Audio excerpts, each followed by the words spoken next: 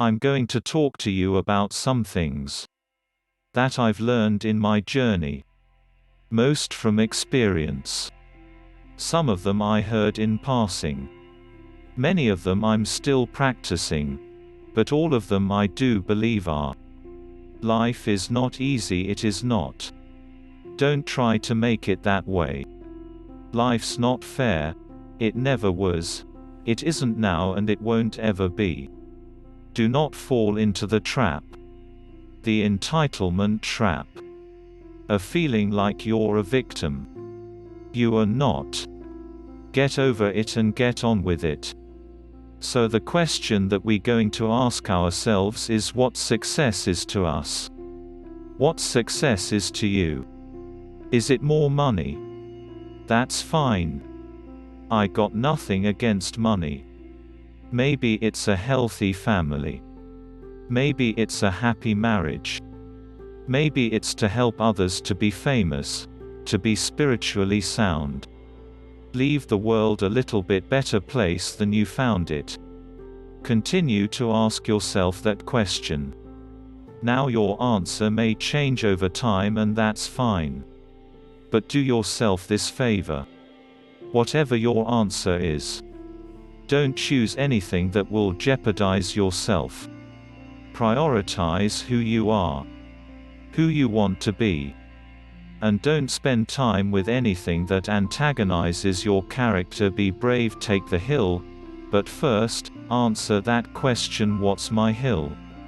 So first we have to define success for ourselves.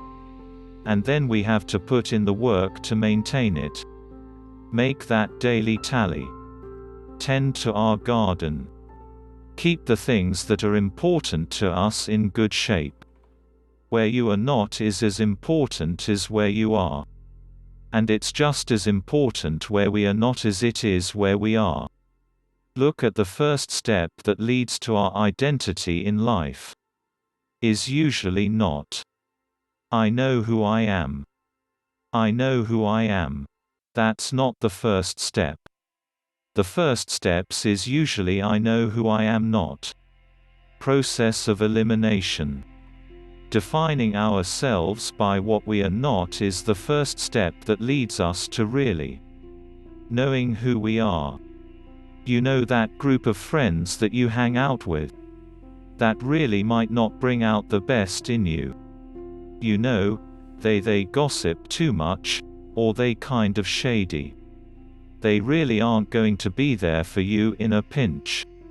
Or how about that bar that we keep going to, that we always seem to have the worst hangover from? Or that computer screen. Right?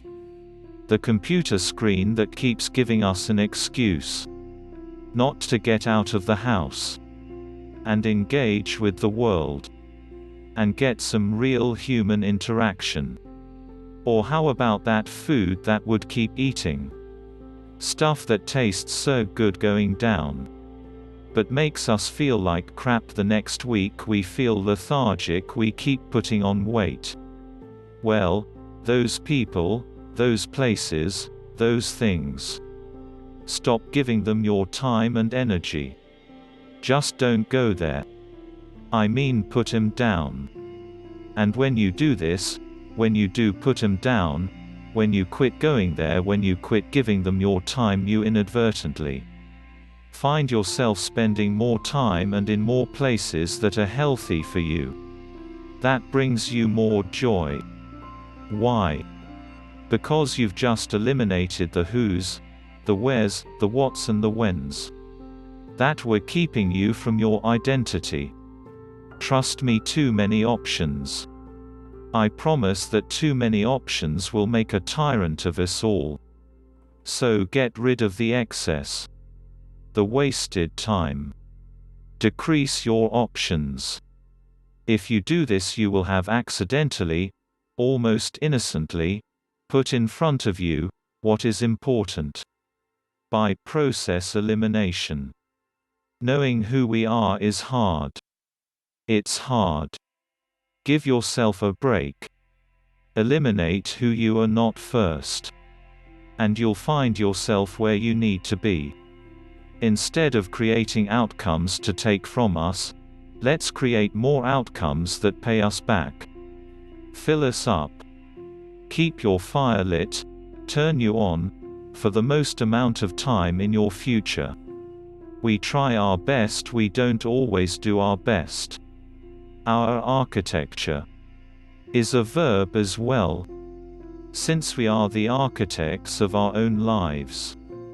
Let's study the habits, the practices, the routines that we have that lead to and feed our success, our joy, our honest pain, our laughter, our earned tears. Let's dissect that and give thanks for those things. And when we do that, guess what happens? We get better at them. And we have more to dissect.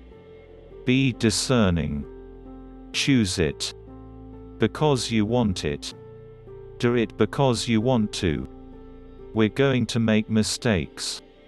You've got to own them. Then you got to make amends, and then you got to move on. Guilt and regret kill many a man before their time. So turn the page, get off the ride. You are the author of the book of your life.